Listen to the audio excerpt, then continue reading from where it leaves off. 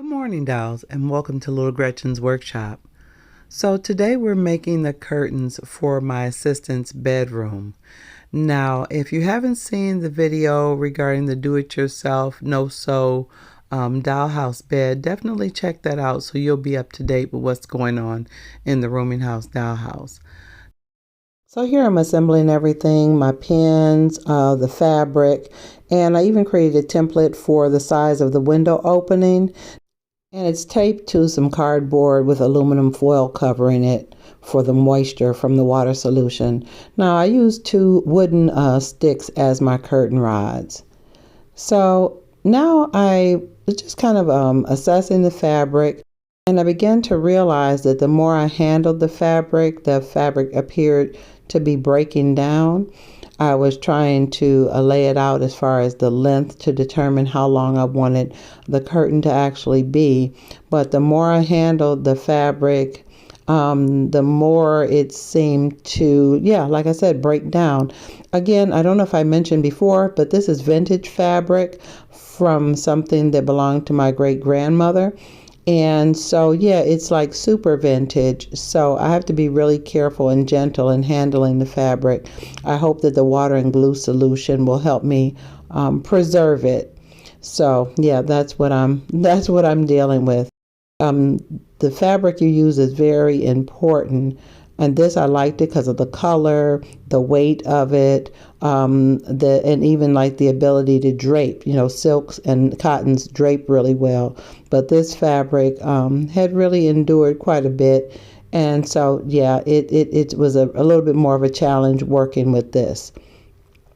So I sized up the things for my panels, and then I looked, and it looks like the fabric, like I said, an actual hole was beginning to appear, and this is just from the handling.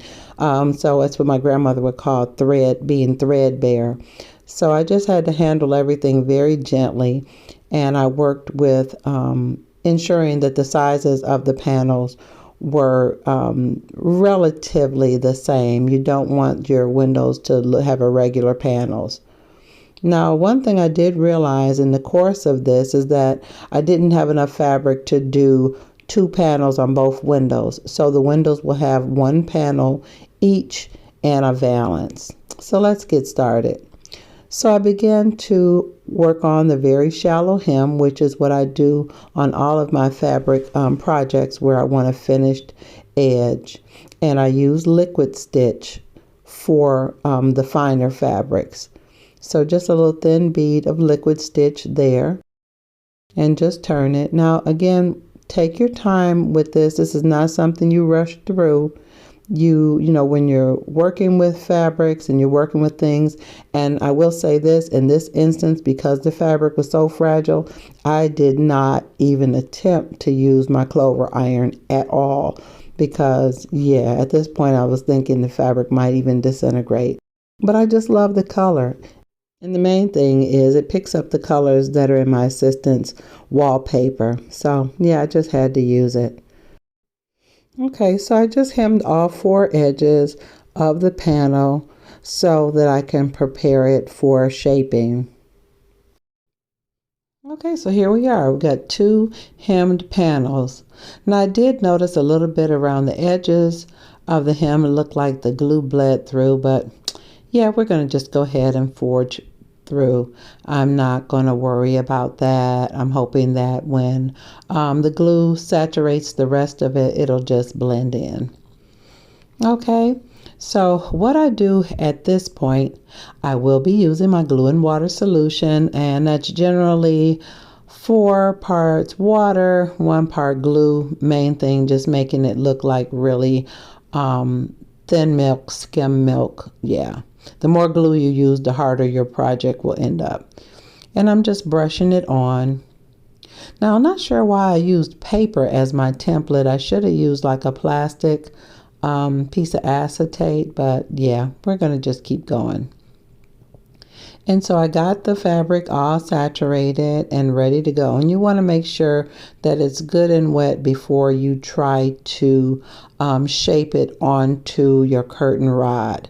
Now you can use round rods or dowels as your curtain rod. You can create like a rod pocket. Yeah, I don't do any of that.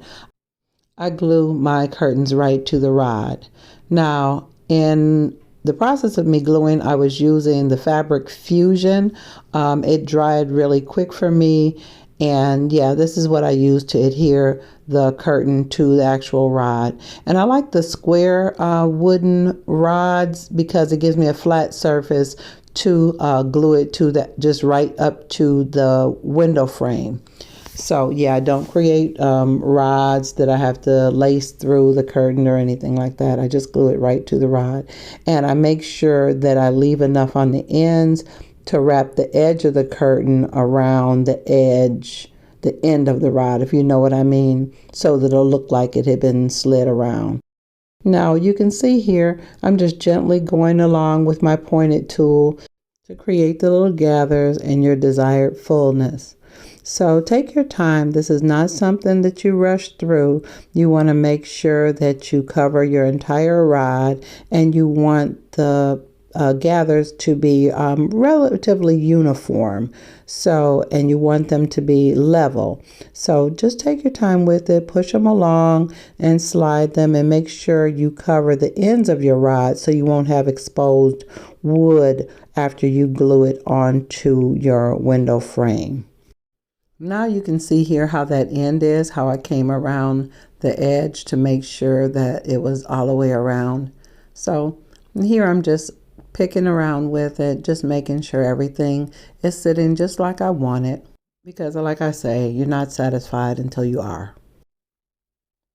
Okay, so now we're going to arrange the fabric for the drape. So it's secured to the curtain rod. So now I'm starting to pull and pinch it together to create the draping effect before I add more water and pin it. So I'm just pulling it together to line it up on my template and just pinching it along. And when I got it to the desired length and the area, I started to pin it to the cardboard covered with aluminum foil to pull it, almost to stretch it into the shape that I wanted, and the pins secure it to make sure that when it dries, it'll dry in the exact shape and drape that I want to hang it onto the window. And now again, my fabric was very fragile. You see where I was putting the pins in, the pins are almost piercing it, but for this instance, there was no way to avoid it because, like I said, the fabric is so fragile. Now, with heavier, even less fragile fabrics, you still may get those holes, but I think it's more noticeable because my fabric is so fragile. But you pin it and lay every piece in place, because when it dries, that's it. It's set. So I just want to show you I've got it pinned at the top to hold it in place. Now we need to let that dry. Now this is the second panel. So I just wanted to show you another method of doing this, which if you're beginning, this might be easier for you. So I started to add the fabric to the curtain rod. I pinched it a little bit, and then I began to pin the pieces in place as I went. So this method may give you a little bit more control if you're beginning and you're just not used to this process. You know, you can pin it every few gathers just to secure it so that, you know, you won't lose control of your design in the process. So either way, you'll get the same results, but just gives you a different level of control. The first one I did it without pinning it top, and then I pinned it after, but it's because I've done it so many times. So just a little at a time. Now with this fabric, because it was so thin, there were times that it began to dry a little bit on me while I was working. Don't be afraid to add more of the glue and water solution to redampen your areas if they get a little dry while you're working with them. But take your time. Don't feel rushed because the fabric is drying. If you need to add more glue and water solution, just do it. Now for a word to the wise. Because this process is somewhat tedious, If you need to take a moment and step away, work on one panel, come back, allow one part to dry, take necessary breaks when you're working on things like this. You don't want to take the fun out of making miniatures, putting unrealistic or unnecessary deadlines on yourself to complete things. Allow it to be fun. Allow yourself to create and imagine with the freedom of working at your own pace. This is not a race.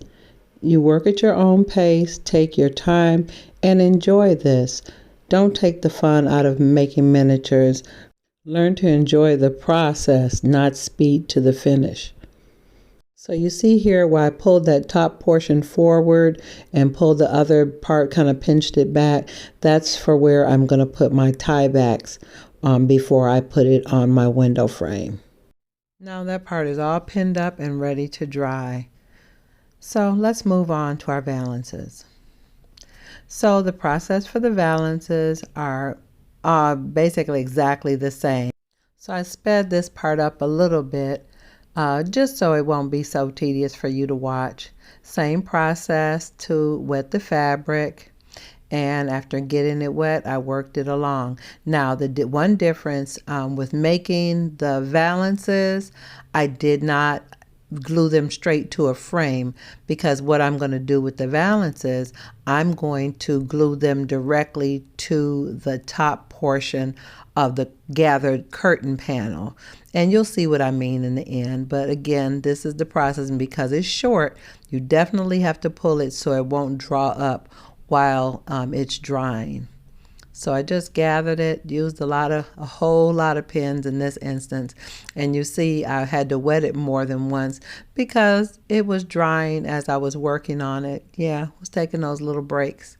So yeah, just take your time, move through it at your own pace so you can create something beautiful that you'll be proud of when you finish it and put it into your dollhouse or miniature scene. Now, although I had concerns about this fabric, I'm really feeling confident at this point that by the time the water and glue solution dries, it'll be fine. Okay, so the curtains are dry. Curtains and the valances are ready to go. Let me just show you how they looked. This is how they looked on the cardboard when I got done. So here I'm preparing to remove the pins from the cardboard. Now, be prepared. Pulling those pins out may be a little challenging, especially if you use cardboard. Using something maybe like a foam or foam board may work better. But yeah, when the glue gets down in there, it was a little struggle pulling some of those pins out. So be prepared to kind of brace yourself as you pull it, because you don't want to disrupt the shape of your curtains while you're pulling the pins out. So you see I'm kind of bracing the fabric while I pull them out, because I don't want to distort my shape of my valance and my curtains. Now be very careful as you begin to lift your curtains from your drying surface. Sometimes it tries to stick a little bit, but it's okay because I'm going to be gluing that to the window frame anyway. But see, it kind of has an accordion look, and you see I had a little foil that didn't want to let go. So just gently peel it off. It's not a big deal. You can get your tweezers and softly pick it away. But it just had like kind of an accordion feel. And like you see how stiff and firm it is? So it's not going to be a problem gluing it to the top of the curtain. So now I'm removing the pins from the curtain as well. And you can see the curtain is pretty firm, so I still have to gently lift it off of my template. And again, I used that to ensure I made them the right length and the width for my window opening. Now this one, a little bit of the aluminum foil and the paper got stuck to it. So see, things like that can happen. Don't think you ruined anything or you made some kind of tragic mistake. Things like that happen. Use a little tweezers to peel it off. But like I said, in my case, you won't even be able to see it because it's going to be glued to the window frame. And see, and then I'm going to glue it to that part, and that's going to be the look of my curtain. So I'm really excited. I'm thinking this is going to be really, really pretty. And as I mentioned before, I made it where it has the shape that it has a tie back on it. So I'm definitely going to have to make that happen. I just kind of want you to see it's still flexible. It's very firm, but you can see those little holes I was telling you about. But those won't show because by the time I gather it to the top of my curtain, it'll be fine. Now, I looked at everything. I was about to make the tie backs, and then I realized I think I'm going to need blinds as well. So I decided to go ahead and do the tie backs, but then, yeah, I'm going to have to make blinds. So I folded a quick piece of fabric, just in a little flat belt-like shape. And yeah, just glued it around the part that I had pinched together. You know, don't make it hard. Don't make it extra technical. You know, you definitely want it to be the same size. You want it to look even. Yeah, but don't stress yourself out. I just kind of bent a couple pieces in a belt shape, cut it, and glued it to the window in the tie back shape. Now you could have used a ribbon or a cord. You actually could have used something in a contrasting shade. You could even use a little flower. So let your imagination lead you. Okay, so as I was preparing everything, I thought about the window, thinking about adding the valance. And I knew I was going to make the blind because, you know, as I mentioned in the beginning, this window only had one panel, so I do have to add additional privacy for her. So I decided to make her some blinds. Now this is some fabric. It's kind of a stiff cotton. I found it in the craft store, and it was in the area where the bandanas are, where you make your own bandanas. But I thought it was nice. The fabric was kind of firm, and I thought it was a nice weight. And even though it was kind of opaque, I thought it was still sheer enough that it would let light through. So I thought it was really nice that it already had a hem on it, so that definitely made it easy for me.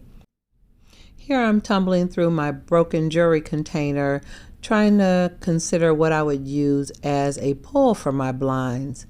And I found some teeny weeny little pearls. I thought they would be perfect as shade pulls. And I still needed to adhere them to something. And I went for my trusted burlap threads.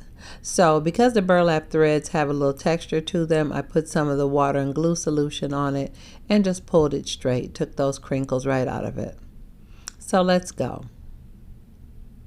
Now, this fabric was pretty firm, and I really didn't feel a need to hem the sides. Not sure at this point if that was a good idea or not, but I decided to use fray check rather than hemming them.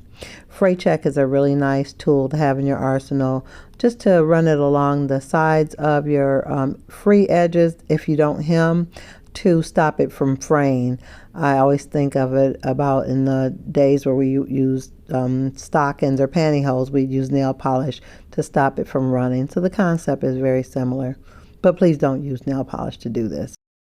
The fray check, I just put it along, going to put it along the edge. I've cut the two blinds to the length and the width that I would like them to be.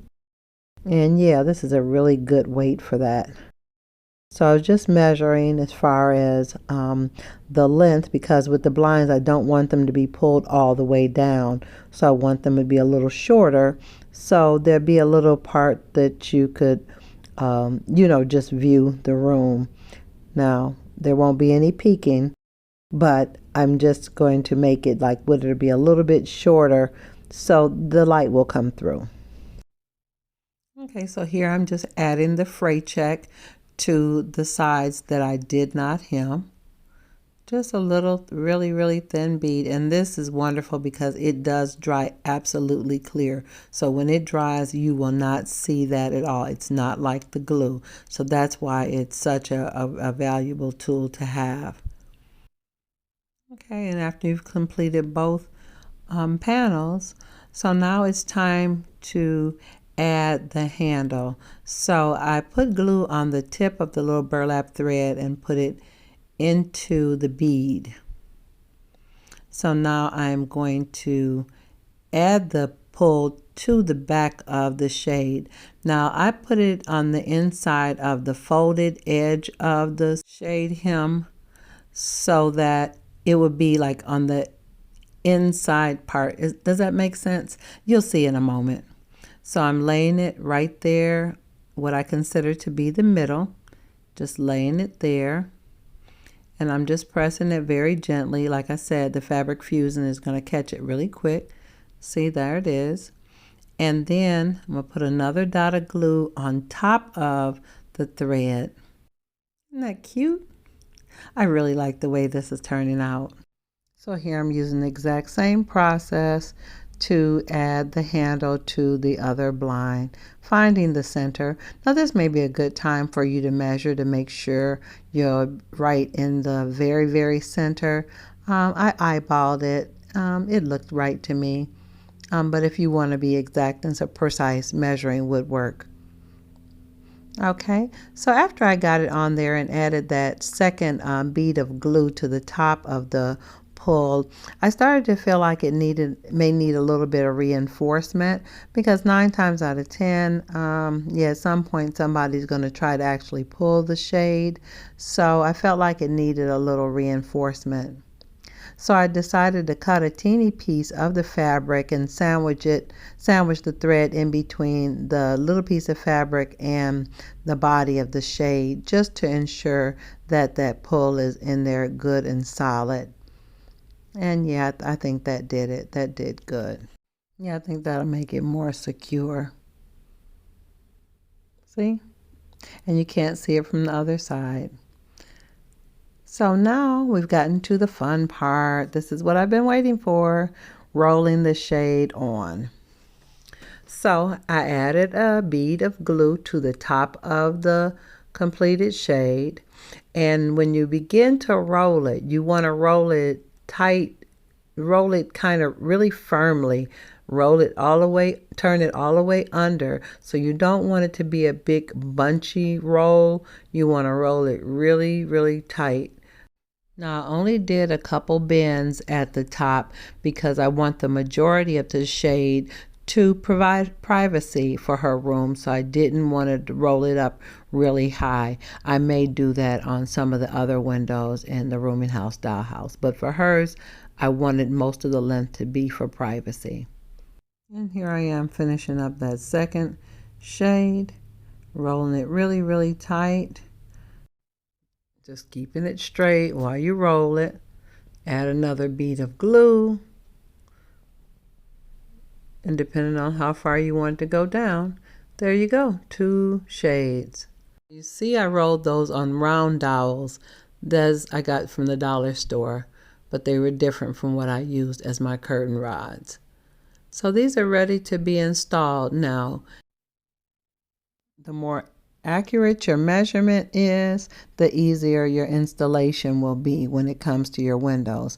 Now I'm just removing her bed for a moment so we don't mess it up while we're putting those curtains in there. Wow, it looks like I didn't clean up after installing her windows. Let me wipe up her floor and her baseboards. Now I see why she was a little mad. Now here I am installing her first shade at the window, and just fitting it in there, making sure it fits between my window frames, laying it straight. I'm really pleased with how this is turning out. So there's that first shade in. Okay, that first shade is in. So let's go ahead and put in the second shade. Now when installing blinds and curtains and things like that, using the template method works really well for me because it's quick, it gives you a guideline. For me, things don't have to be perfect, they just need to look nice in the end. So for me, that's what's important. Even though it's not perfect, it really does look pretty. Now this is the part that I kind of call a dry fit, where I put the completed curtain up to kind of see exactly where I'm going to glue it to the window frame. I like to kind of get a feel before I put the glue in, because after you start to glue it, it's going to set, and you don't want to make a mess of your window frame, and you don't want to mess up your curtain. And I actually also wanted to glue the valance to the top of the curtain before I glued it in. And I did that for both panels. And see, now it's like one unit. The valance is glued to the top of the curtain, so I'm only gluing one time. And there I'm dry fitting it. I really like the way the curtains turned out. Even though the fabric was almost threadbare, I think it picks up the pink in her wallpaper really nicely. And I really believe the curtains added a real vintage flair as well. So you see that nice flat rod that I use? It makes it easy to glue it to the frame of the window. Yeah, I really like this curtain. I feel like it adds a lot of character to the room. And I did have to throw that broom in there. So if you haven't seen my broom made from burlap, definitely check that out in my playlist. And I also do have another curtains video out there, the cafe curtains for the kitchen. So check that out as well. And now we're going to install the second curtain. So by attaching the valance, it makes it really simple because I've already lined it up, already dry fitted it. Now I just pop it in there and let it go ahead and dry. And because that fabric fusion catches so quick, we're good. I don't have to stand there pressing and holding. So I really like the way that looks from the inside. I want to just check it out from the outside and see what the effect is as far as for privacy for my assistant. I definitely wouldn't want her to be disappointed with the way that I completed these curtains. So let's look on the outside. Okay, so this is the outside of her bedroom window. That looks good. Let me shine the light on it. Yeah, so even with me shining the light on it, it still provides privacy and just, like nothing, you can't see anything.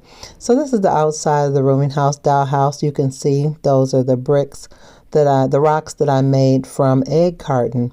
If you haven't seen that video, also check that out in my playlist. Now I feel like I'm back in good graces with my assistant. We've finished her curtains and given her shades, and we've completed her bed. Now we can get back to our regularly scheduled program here on Little Gretchen's Workshop. There have been quite a few updates inside the actual house, so I will be uploading video regarding those updates.